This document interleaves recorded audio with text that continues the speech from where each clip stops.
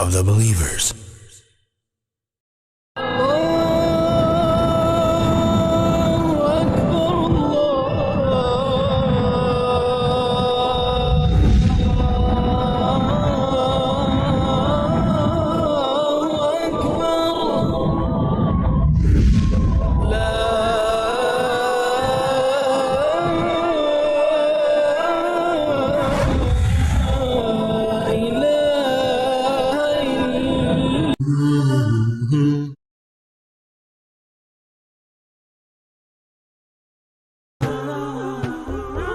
Get guided with Guidance TV.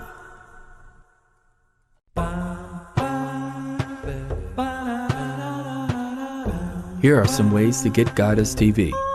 Via satellite on Galaxy 19 FTA. At this satellite frequency, transponder rate 5, frequency 11836 MHz, polarity vertical, symbol rate 20770, FEC 3/4, channel ID Guide US TV. You can also download the app to your smartphone. Available for iPhone. And we're coming to you almost live from our studios right here in whatever part of California I'm in right now. I'm not too far from Nevada, not too far from Arizona, not too far from Mexico, not too far from the Pacific Ocean. So, yeah, I'm centralized. I'm that a bit out of me. And we've got a program tonight, special call-in program. So, and we're live. Well, almost live. Let me see, pinch myself. Yeah, I think I'm still. Oh, yeah, still alive. Okay, that's that. And we have the program tonight about what's the medical issues going on in the world. So we want to find out. And also, you can call in and talk to our doctors. We have two, count them, yes, boys and girls, two exciting doctors to come to you with the perspective of not only medicine, but of Islam. Right? Right. And to start it all off, let's have the one from the middle of the United States of America in none other than St. Louis, Mo. And here's Dr. Sultan. Assalamu alaikum.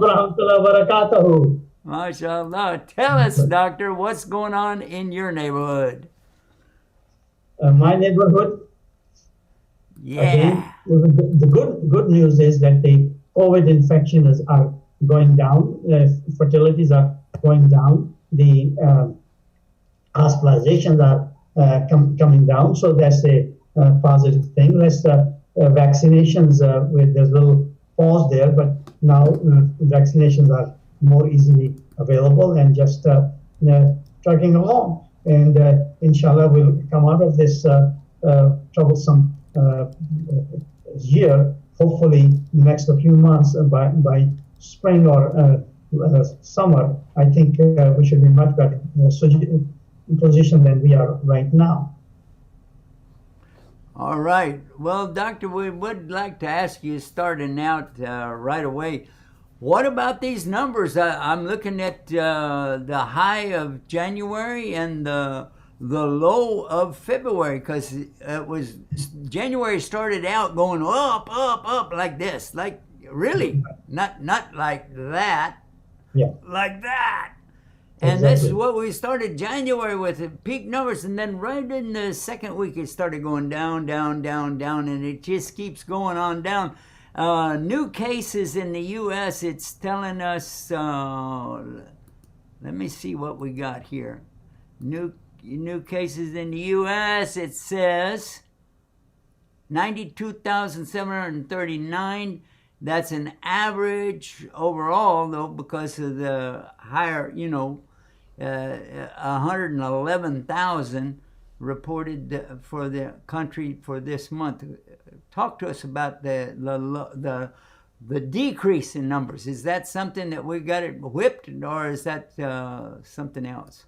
Well, only to tell you the truth, only the time will tell. But one thing I see is that people are making more and more effort. I see a lot of people coming to my office with masks, going anywhere and everywhere, mask, social distancing. Businesses are enforcing social distancing. And along with that, the big thing that the vaccines has come. So I think all these things are making an impact. And basically, when you do all these things, life is about doing things collectively. See, individually, you do this or that, it may not make any difference. But when you do collectively, it makes all the difference. It reminds me a very interesting mathematical fact, and that is when you put enough small numbers together, it will exceed any large number.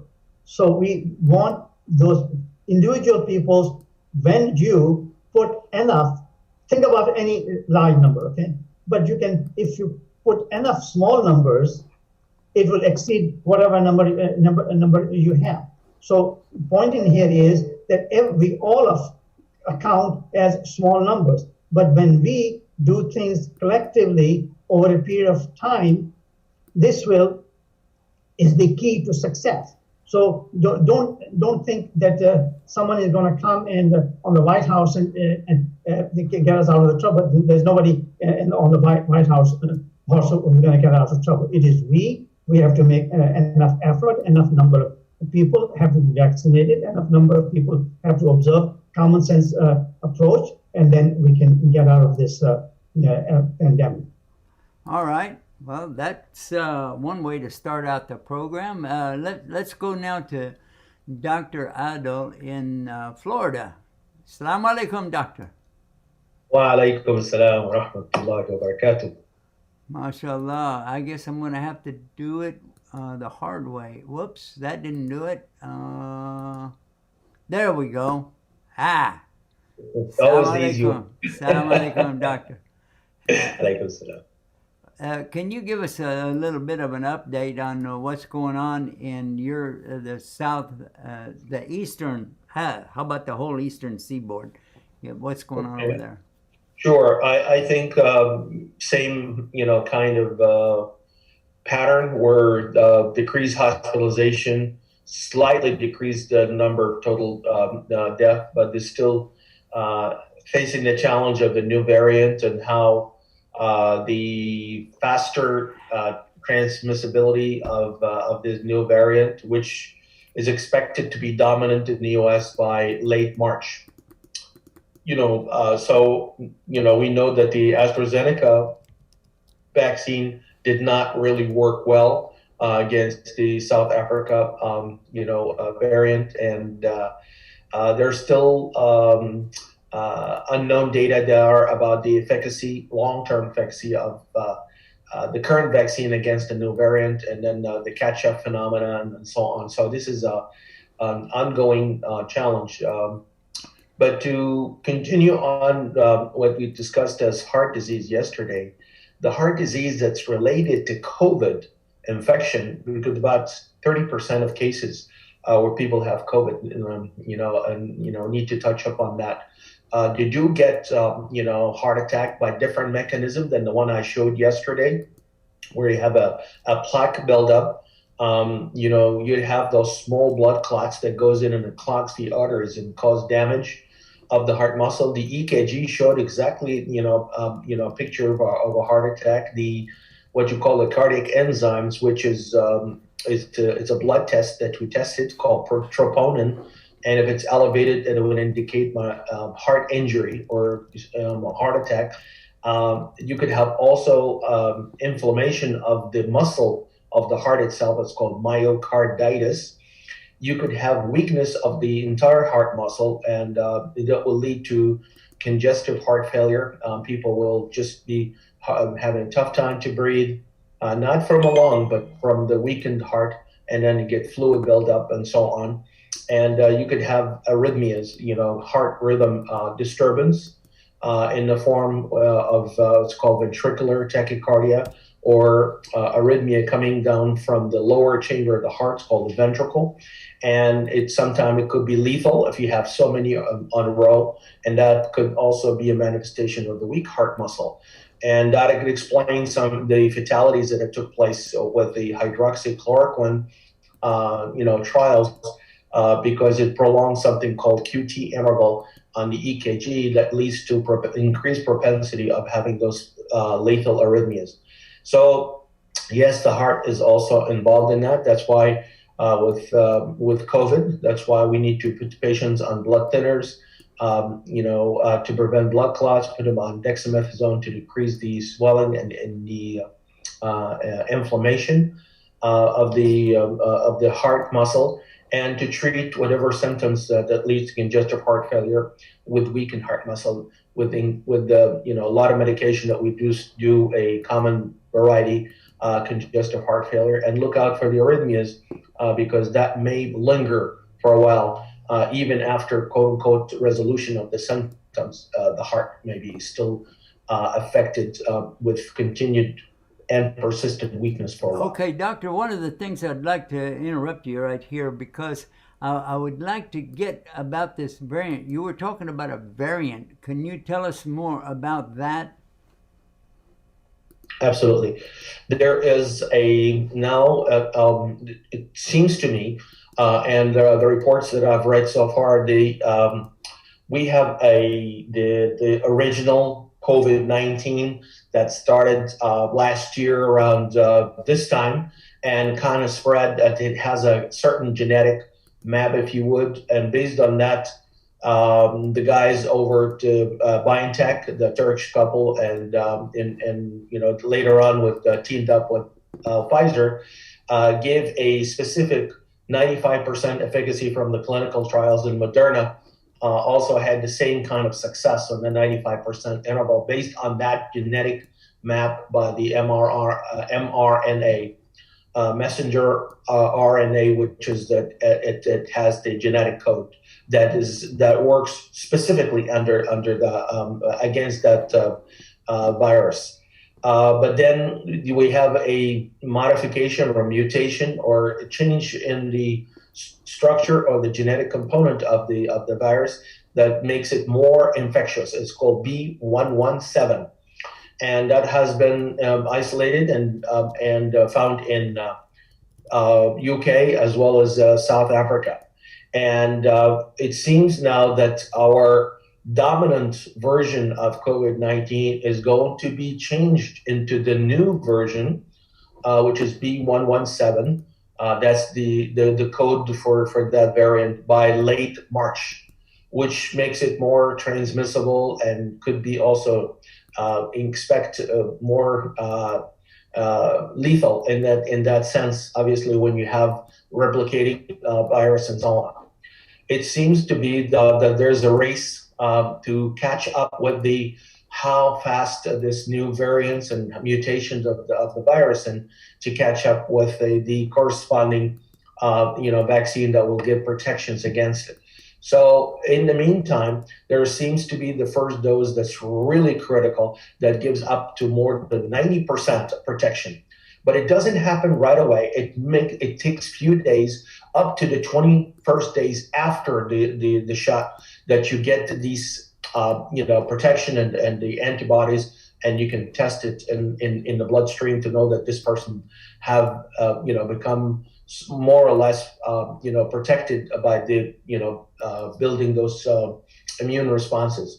But in the meantime, some people may have false sense of security, that maybe right after they got the shot in the arm and said, okay, I'm all set. Now they become less cautious, and they take off guard, and they don't wear the mask, and they don't have social distancing and so on, and then they're becoming actually more liable to get infected, although they just got the vaccine. So that's again confirms what we've been saying earlier. We've been wearing the mask in the show and so on to emphasize, yes, you can get the vaccine, but you still have to follow all the and take all the precautions, with the mask and the social distancing and the proper hygienes, because this may linger for a while. There may be new more variants down the pike. And ultimately, the goal and the solution will be enhancing your immune system, and maybe take a closer look at ivermectin, as a lot of people now are writing prescriptions for ivermectin, as people are going and getting it and just taking the medicine giving the data that has been shown around the world to be more efficacious, as well as very tolerable and very favorable safety profile. If you don't mind, Doctor, I'd like to ask you to talk a little bit more about the prospect of having ivermectin, maybe just have it around in the doctor's offices or clinics, just in case they decide all of a sudden, hey, we want to release this, but then it would be like Katie barred the door, everybody's going to come in and run and grab it, and it's of course the more affluent clinics and hospitals will get it first. And so I'm just wondering, should we, that's the question, yeah, should we be stocking up on this in the various places in the United States, maybe getting... There are people already, thank you so much. That's a very good question. There are people already, going and asking their physician to write for them that. And then, I have friends in different pharmacies, big names and medium size and small size that have been filling prescriptions for Soolantra, which is the generic name for ivermectin. And people are taking it. So I believe right now people need to get some protection and get some help quickly. And the more that we have good data, and then the more we have more people are kind of confirming the robust results of larger number those who taking ivermectin while getting the vaccine into people's arms. I think between those two strategies, definitely there will be people who will be helped significantly. Remember, the vaccination is not a guarantee to prevent infection, but ivermectin does help in both the prophylaxis prevention or the treatment, along with vitamin C and zinc. And sometime if people need to be in the hospital, then they get the IV version of ivermectin plus blood thinners and IV steroids. So how it is, I'm going to ask you another question about this, if you can give us some insight into it. How is the variant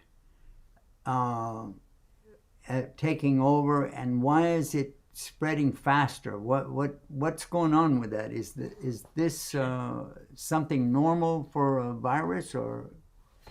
I mean, I don't have a specific answer to that, but I know in Los Angeles the new variant is there, and they're getting actually more and more reports coming out about how fast it's going and so on and so forth. The bottom line is, what is a strategy to combat that? So we mentioned about how to strengthen the immune system. If you can get on vaccine, that's fine. If you can build some sort of barriers, physical barriers by social distancing and the mask. And of course, now ivermectin, the data looks very, promising. Then they take the oral tablets, for those who are just, not hospitalized. I think now people have more, clear defense mechanism. We know, for instance, the monoclonal antibodies that we thought to be protective, it's not really the case as more data emerge on that.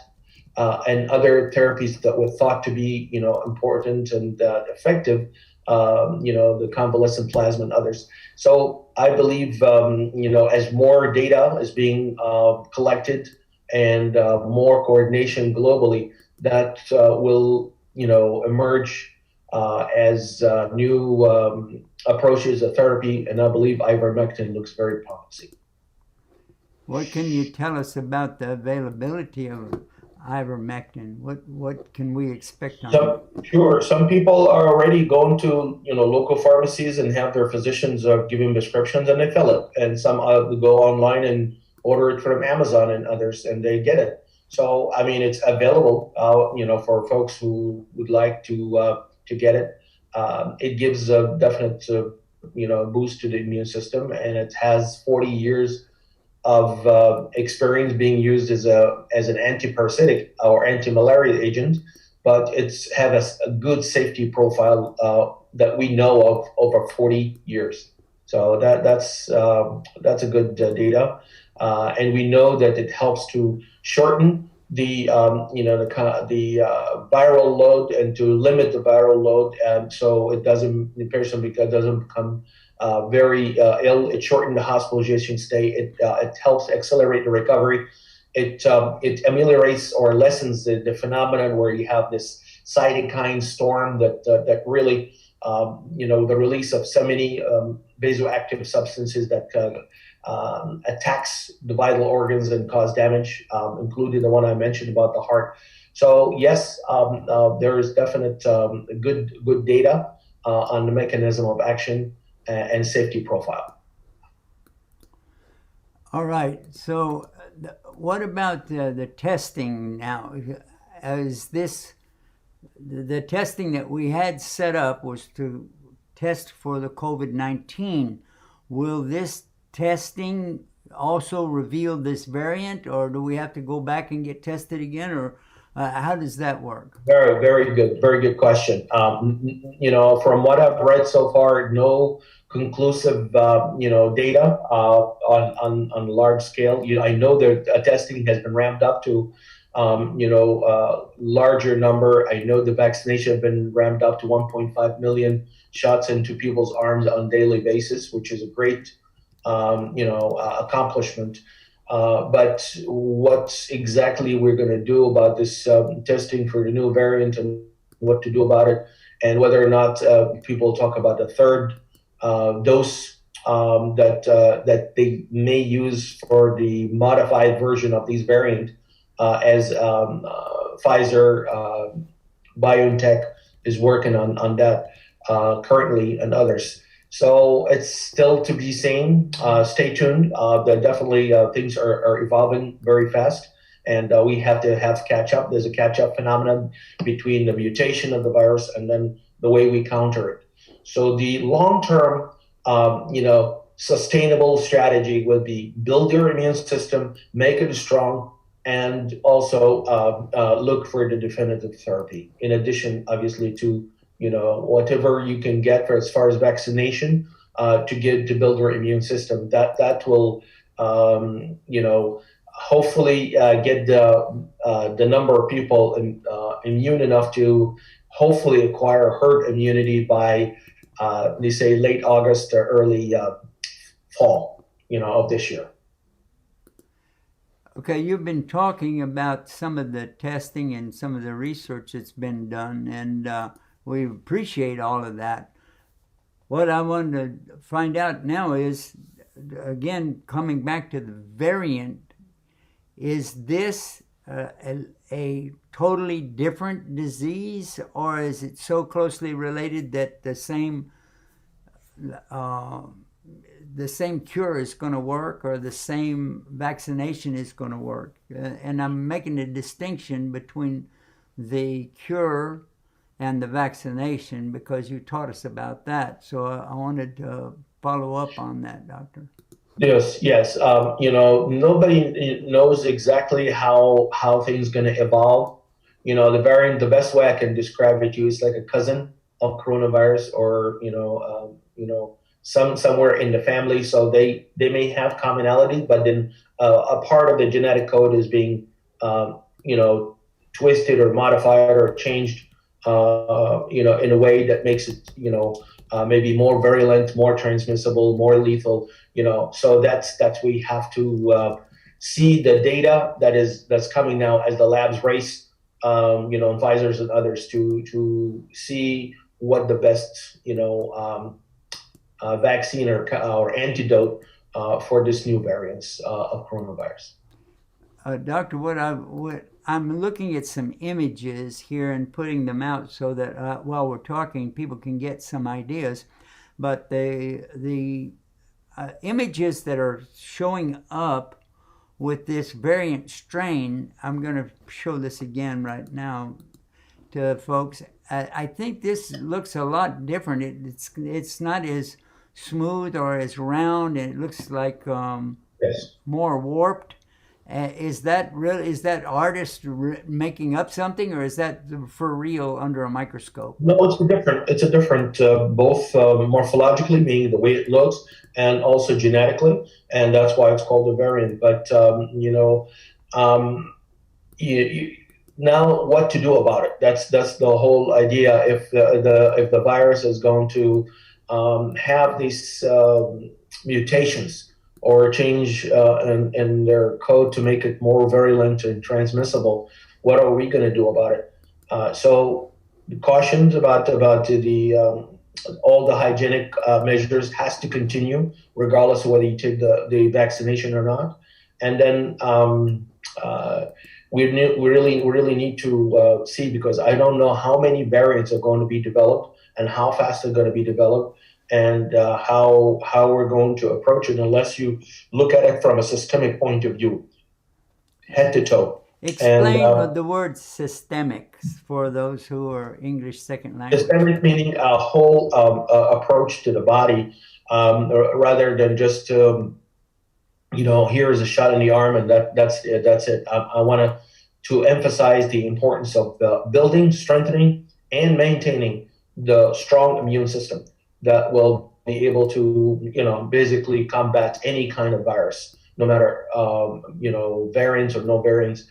You'll be safe, and you're not going to have those devastating consequences. All right, Doctor, one other thing that I would like to, before we go back to Dr. Sultan, I would like to ask you, you mentioned something about B117. Huh? B for boy, 117. That's the coding that was given for this new variant, the one isolated in UK.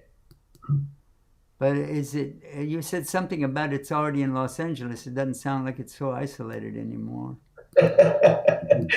Well, it's going fast, like I said, and most of the experts reports that this version of the virus will be the dominant one in the U.S., all across the U.S. by end of March. So it's going to be different from what we started with a year ago. Well, I don't want to say I like something, especially as deadly as this is, but it's certainly the images that we're seeing now. This is ugly. This is an ugly mess. I like again, I don't want to say but the organization of the previous one with the little round ball with the little red thing sticking out on it. I thought that was just artwork, but somebody told me, no, that's what it really looks like under the microscope. Is that true? Because, that's why Corona, remember, Corona is like a crown. That's in Latin. Corona is the crown virus. So now B117 is a different morphology altogether, so. And it keeps changing, with the new variants, Here's an obviously image. I'm looking This into is the image. It looks like a combination of both of them together. And I really thought this was just artwork. I never dreamed that this was all really. How in the world are we getting pictures in color of something that's so small you can't even see it on the end of the tip of a pencil? I don't understand that. Electronic microscopes and so on, they have this huge magnification, and that can give you the image of what it looks like, Electronic microscope. That's with that you have significant magnification power to the tiny organism that you can actually see with the naked eye. Wow, I'm looking at something here. This is purported to be looking at in the bloodstream of somebody, and these little round balls are in there with these furry things sticking out of them. They look so cute and friendly, but I guess they're not, are they? When they stick together, they form blood clots, and they have this cytokine storm, and you can actually see how it's like all of a sudden becomes really gets out of control, and then can clog arteries and go to vital organs, causing strokes, for instance, in the brain, causing kidney failure if it involves kidney, arteries, and it can cause blood clots in the lung. That's how people get really sick and they end up on a ventilator, breathing tube. So it's now we have hopefully a reasonable understanding of how these things operate and what we can do to hopefully early intervene, and then even prevent with the prophylaxis, from getting infected with coronavirus. And this is the beauty about ivermectin, because it actually blocks those receptors from getting invaded with the virus. Well, I found a picture. I don't know how accurate this is, but it appears to be an image of some kind of a device sitting up on a table. Can you confirm for me that this thing, it looks like it's about 4 foot tall, standing up on a table, and it's got looks like a computer screens behind it and gauges and everything. And is that the microscope, or is that the testing equipment there? Okay, the microscope looks like, yes, you the way you describe it. I didn't see the image yet, but it's basically it's like a telescope if you ever look at it from an observatory. But this is straight down. You look into maybe a slide of a tissue or a specimen of whatever organism that you need to look at. But then within that system of the lenses and the magnification power, it is so strong that can magnify to tens of thousands and sometimes even millions, depending on how powerful the microscope is. With the electronic version of it, that can really facilitate the regular eye to be able to appreciate the image and the structure and the composition sometimes of those tiny viruses. Wow. I'm seeing so many things here while you're talking, and I had no idea. I bet you this thing costs over $10. I see the image. Electronic, much more than that. Maybe even $50, huh? This is flea market prices. Flea market price. Hey, I like flea markets. Hey, all right. I got one image here. Let's see if you.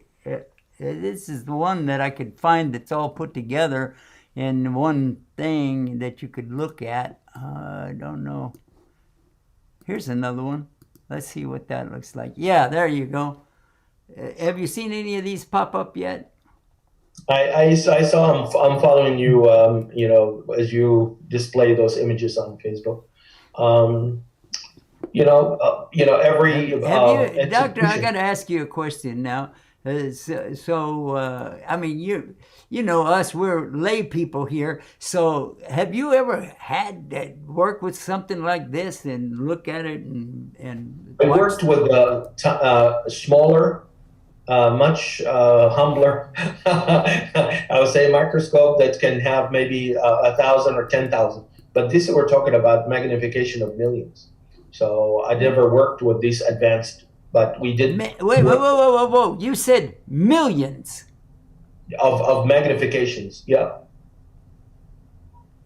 Powerful. And that's how powerful those electronic microscopes are. I was all impressed with my new camera that goes up to 5 things.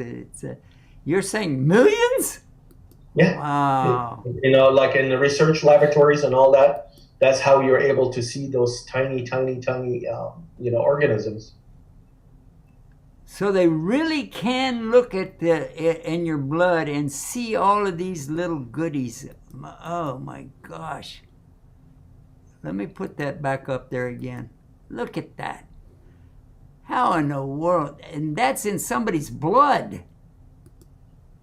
Well, you get to the sample of blood, you put it on, like in a slide under the microscope, that powerful microscope, and then, you increase the magnification until you actually start seeing those organisms, and that's how we know a lot of data that comes out, what works and what not, and we also have the antibodies or the evidence of acquired immunity in response to the vaccination. We also look at it under the microscope, and obviously we have tests in the blood to show that as well. So this is most likely used in research laboratories and those who are working on developing new vaccines and so on. Doctor, we're looking at something right now that it sort of looks like a Yes. it looks, I can't even describe it. Kind of, let me think about this for a minute. Like a megaphone. A megaphone, and it's going. Yes, I saw this picture now. Yeah, okay, you can see it. What is that for real? Is that just a cartoon? I'm serious. No, this is the snapshot of what it looks under the microscope. They report it the way it is, and then they can describe. It's a concept. How it's for instance, the nuclear acids that compose the messenger RNA. So that's how you look at it. These designs that we're looking at right now are fascinating to me. Doctor, I could not imagine, and I still have trouble thinking that this is something that Allah subhanahu wa ta'ala has created so many things. And I'm sorry that it has to be a disease, but I never imagined to see these colors and the shapes and some of the things that we're looking at. And this is really under a real microscope, huh? We say subhanallah, yes. Glorify Allah, and Allah that created this and helped the mankind to develop the microscope, the powerful one, to be able to do that, and hopefully, make a cure, for all mankind. It's everything in the hands of Allah subhanahu wa ta'ala. So it's one way to appreciate God Almighty more and more, looking at these tiny microscopes and look what's happening and devastating the whole globe. So we kind of look at it. We appreciate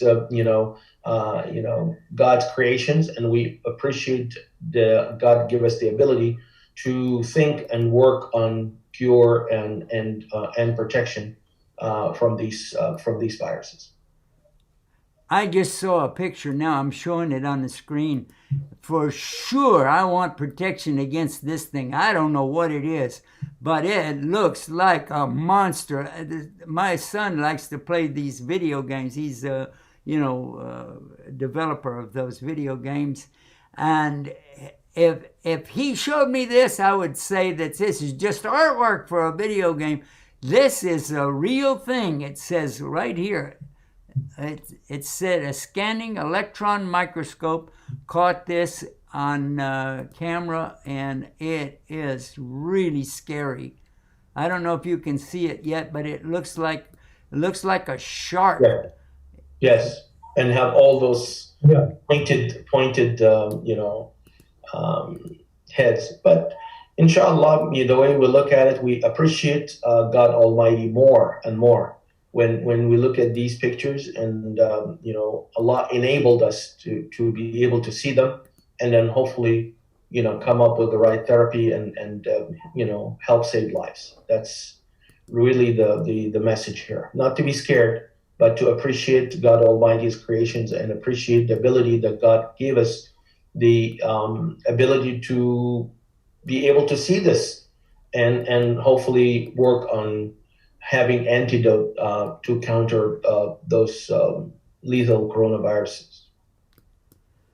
This is just so amazing to me. I'm seeing so many things that I've never even dreamed. Again, I keep thinking artwork. It's artwork. Wow. How could a scientist know about these things and still not believe in Allah? Unbelievable. Very good question. Oh my gosh. All right, I think we should take a break right now.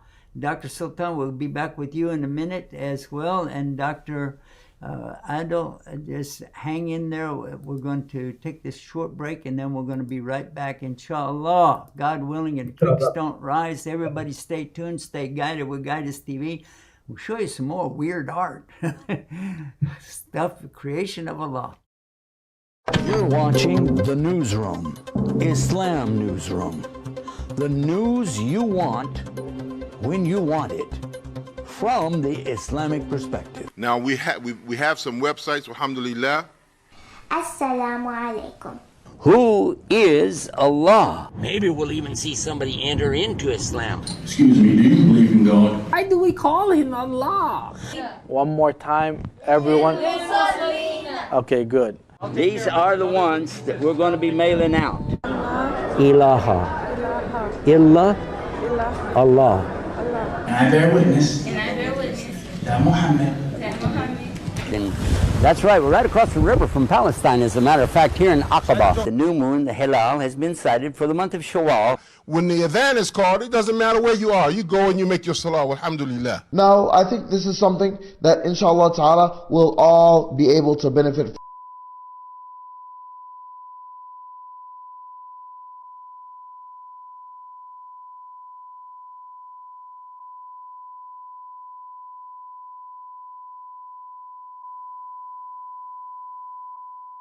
Log in now and make your contribution today to support your favorite project at donatetoislam.com.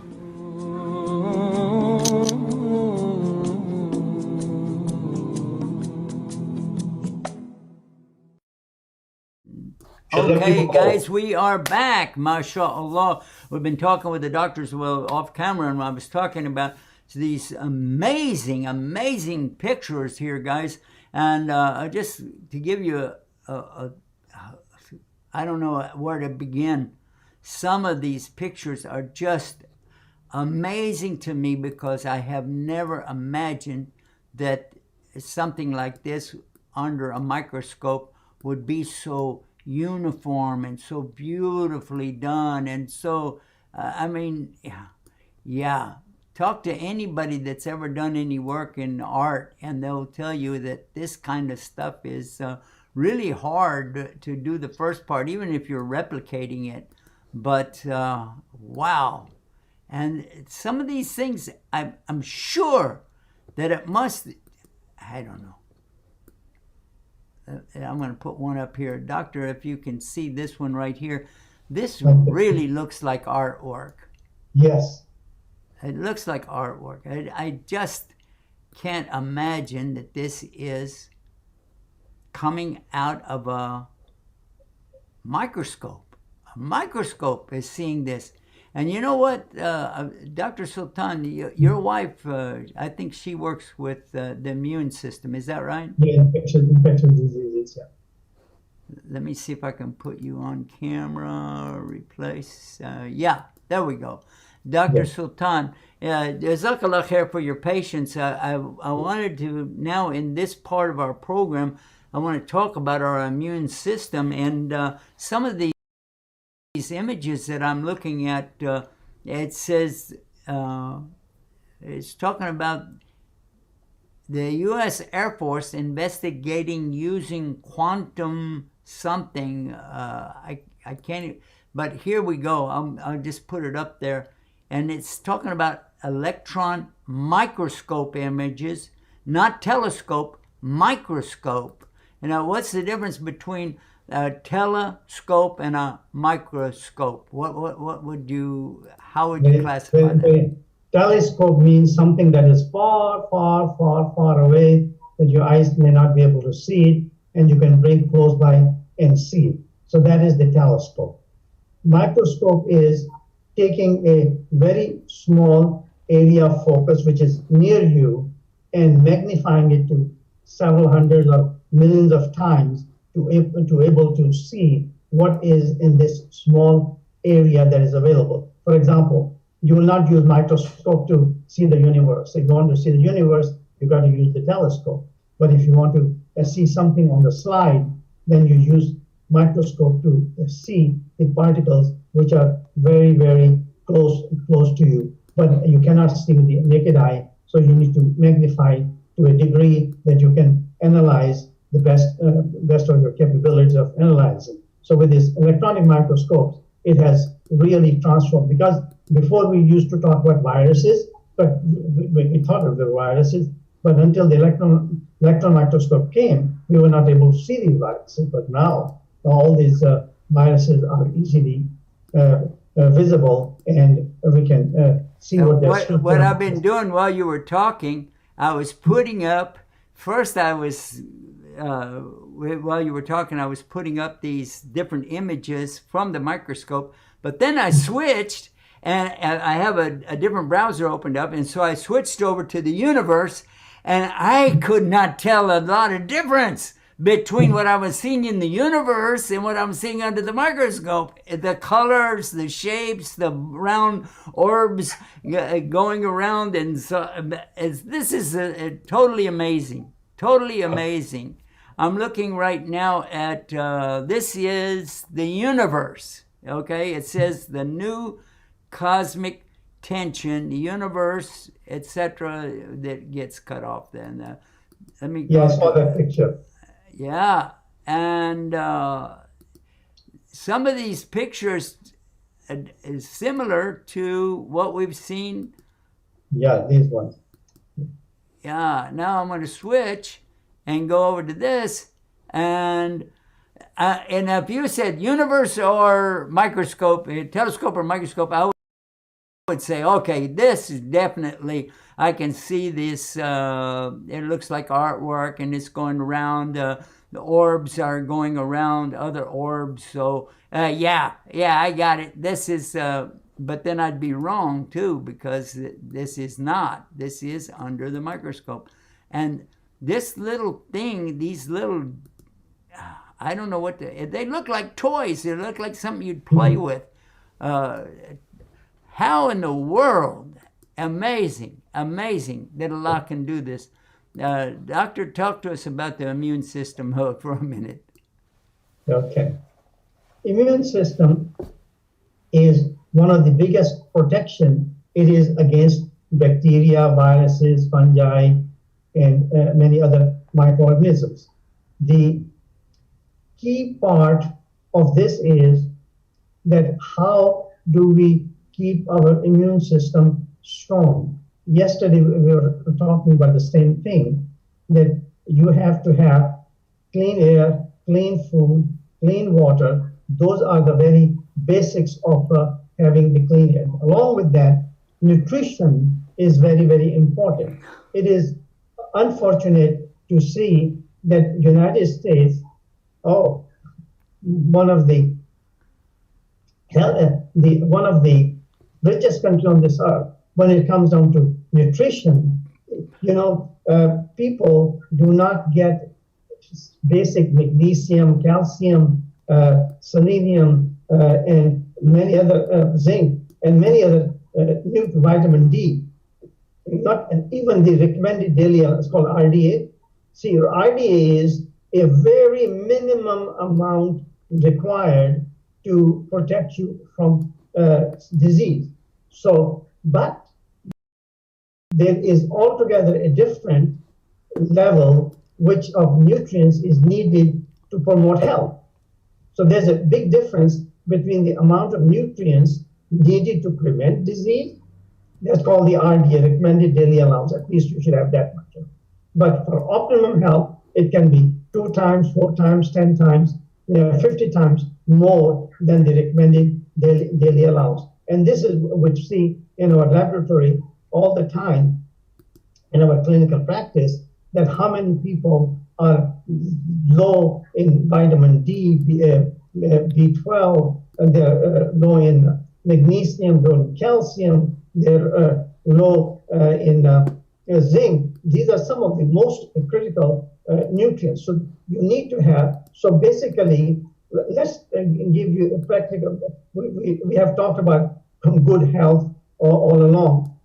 Yesterday, I discussed quite a bit what is meant by clean air, clean food and water. Now I'm going to talk about the nutritional aspect. How, as a layperson, how can I make sure that I'm having adequate amount of nutrients? You go to the health food store, you will see hundreds and hundreds and hundreds of, and I see people spending so much money. I will give you 3 very simple tips to optimize your nutrition to a great degree. Very simple. Number 1, take a good multivitamin mineral. Okay, multivitamin. Multivitamin is number 1? And minerals, yes, number 1. Multivitamin with minerals. Got it. All right. And number 2? Okay, so let's finish with this one first. So have a good multivitamin mineral. Why do we need multivitamin mineral? Because when we talk about nutrition, you see, nutrition doesn't work like a pill. You got a headache, all you have to take is 1 pill of aspirin or something else going to help you. But nutrients work like a team. Nutrients work like magnesium, calcium, potassium, vitamin D, they're all B complex. They're all working together. So that's why you get a good nutrients, about 25 or whatever number of vitamin minerals you have. So that's number 1. Number 2, take a good B vitamin, because B vitamins are involved in so many metabolic pathways. So a good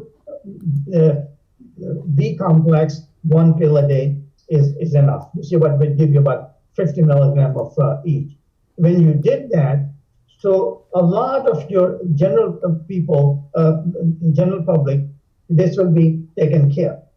Now, the third nutrient that you most critically need is just like you need vitamin minerals, you also need one thing called essential fatty acid. What it means is that there are certain fats body cannot produce. So you have to provide them in the diet. And we call them, that's why we call them essential, because you have to provide in the diet. And there are 2 broad categories of those nutrients. Most people know what I'm talking about, omega-3 and omega-6. In American diet is very high in omega-6. So I'm not going to worry about that. But omega-3 or fatty acid are very low in American diet.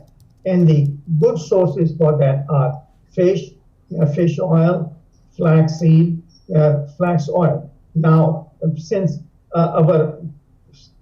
because of all this pollution and plastics and plasticizers and so many chemicals, and with all the radioactive radiation from various from Japan, which has contaminated our water, which were already contaminated. So fish is no longer a very good source of food right now. But again, I eat fish, but seldom.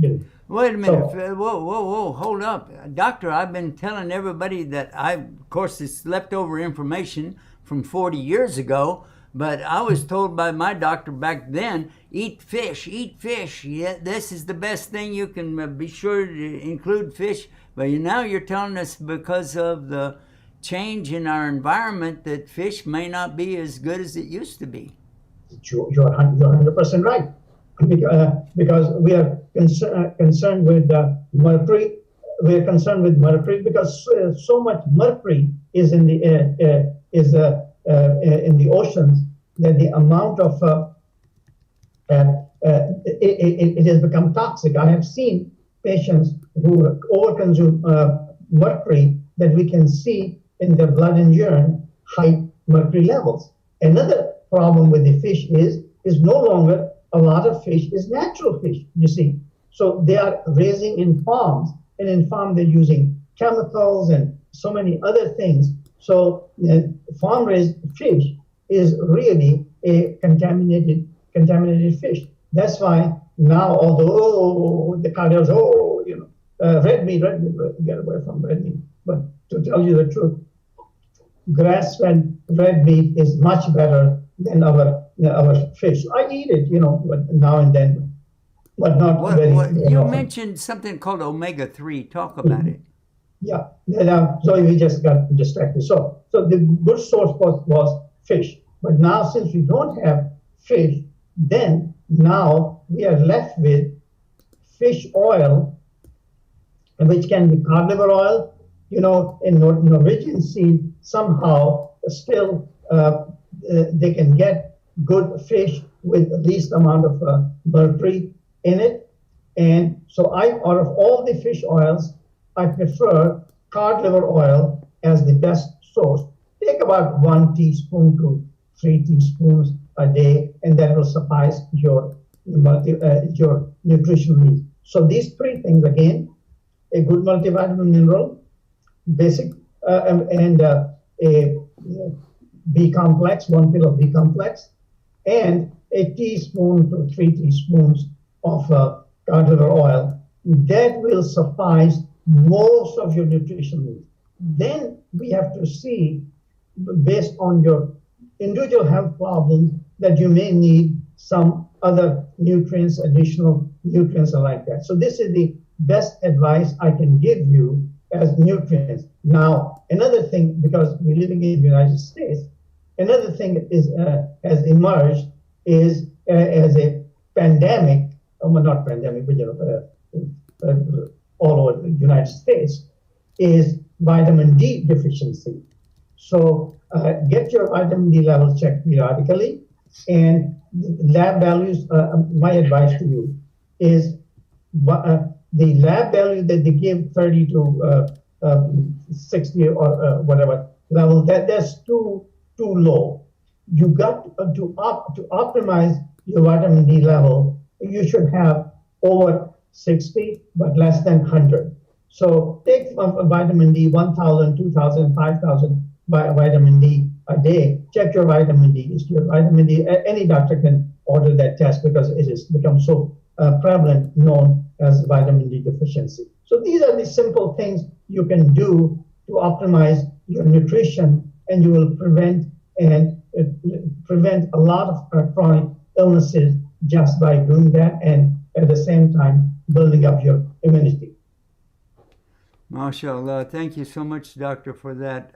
I appreciate you spending the time repeating some of the things that we've had in our previous programs, but we always have new people watching, and I'd like to include them with what we're doing and make them feel like that they have some grip on the subject so they won't drop it and run away. So in closing our program tonight, I want to be sure that everybody at home knows how important it is for us to have these 2 nights a week that we have the doctors with us. This is every Monday, every Tuesday, that we are having this chance to call in and explain or talk about our subject, what we've got, the problem that we've got, and then get the advice from real doctors to tell us what direction we should head to.